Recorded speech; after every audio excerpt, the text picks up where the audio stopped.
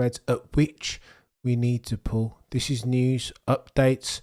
For F1 never sleeps as far as its news cycle. Not even hibernates. Today we need to talk about launch dates, livery reveals. It's going to get techier than techie things going into 2025. We need to talk about Zhou Guanyu being hired as Scuderia Ferrari reserve driver. Sans, or lest we forget even that back in the day, 2014 circa, he was once in the Ferrari Junior program, was he not? Gunther Steiner talking about all media being stupid idiots. So too we need to talk about tariffs, North American ones, Donald Trump imposed ones, and potentially though the downstream effect on Ford and General Motors, for it will get techier than techie things. And finally, final topic on the docket is of course Scuderia Ferrari and McLaren testing 2026 rule and regulation spec. Is gonna get just bring on the season opener, please. Go on the launch dates. Aston Martin came out today and said that you will see the proper car, the AMR25 I think they're calling it, on the 23rd of February. These are the official dates that we know thus far. Williams 14th of February. F1 75th anniversary, so that's the bloody O2 event where they're going to hold all of, meant to be revealing every single F1 car, but of course it will be nothing other than livery launches, lest any of these teams wish to reveal their hands before time. That will happen on the 18th of Feb. Then the very next day, Ferrari will head back to Fiorano and or Maranello and do their normal test and reveal their car. That's the 19th of Feb. Aston Martin on the 23rd. Mercedes will happen on the 24th. Lest we forget as well, this will be in conjunction with the release of Netflix's Drive to Survive series, the latest iteration of season 6 or 7. I can't recall which. Oh, and by the way, Gunther Steiner. Let's talk about him because he's called out some of the members of the F1 media as being pretty idiotic. He says now of his role in the F1 media that, for me, I realise you need to ask tough questions of the drivers, related parties, but I think a lot is how you ask them.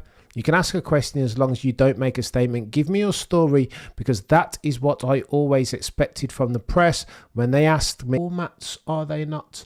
Failing to ask the questions that matter, the questions that the F1 community, F1 fans all around the world want to hear and understand the answers to. Do you know what I mean? Maybe I'm being too simplistic.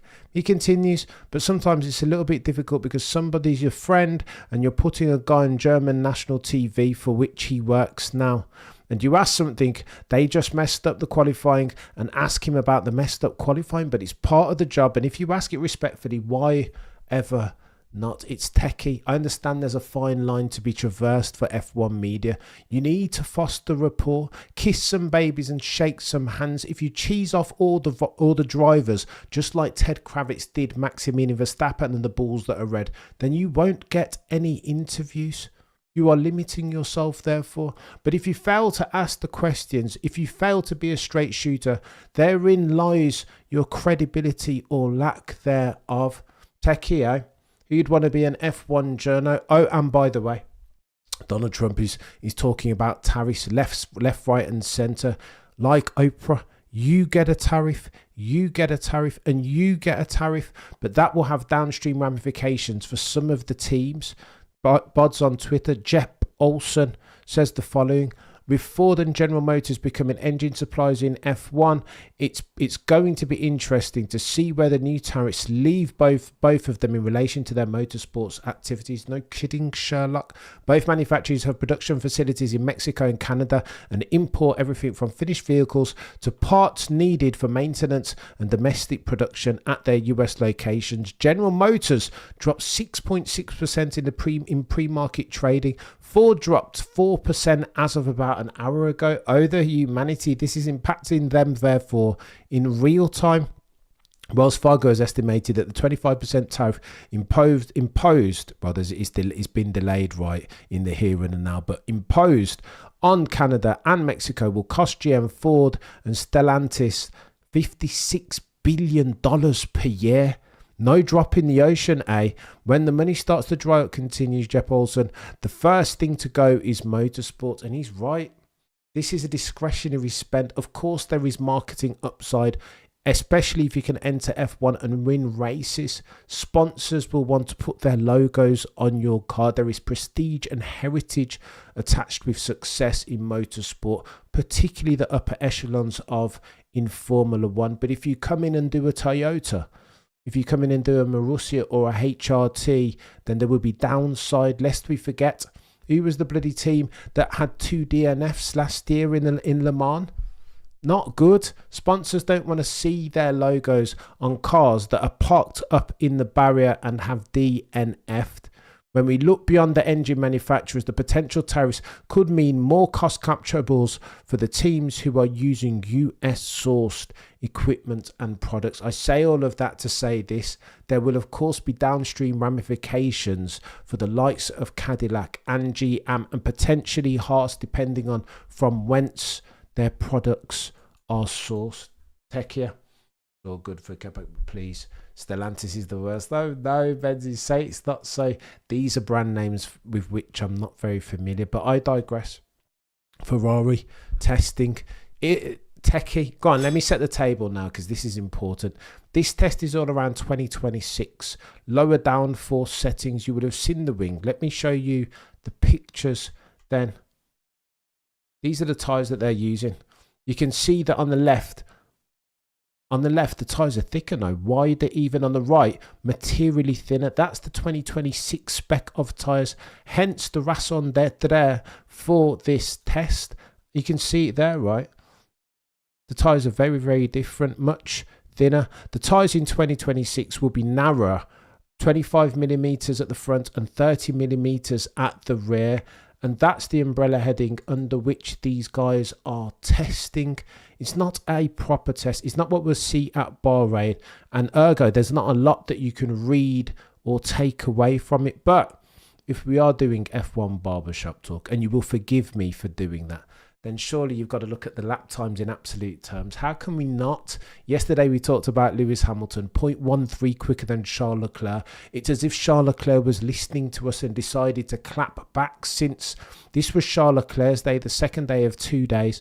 Oscar Piastri, he took the wheel of the McLaren on Wednesday and completed 152 laps, while Charles Leclerc and Lewis Hamilton managed 74 laps each, splitting their time. Therefore, that's 300 laps total, meaning that Pirelli's engineers now have 2,943 kilometres worth of data to look into from the last 2 days worth of testing. Guess who was fastest? One Charles Leclerc on a 1 minute 14.971. Piastri 1 minute 15.815, nearly a second adrift of Charles Leclerc's time.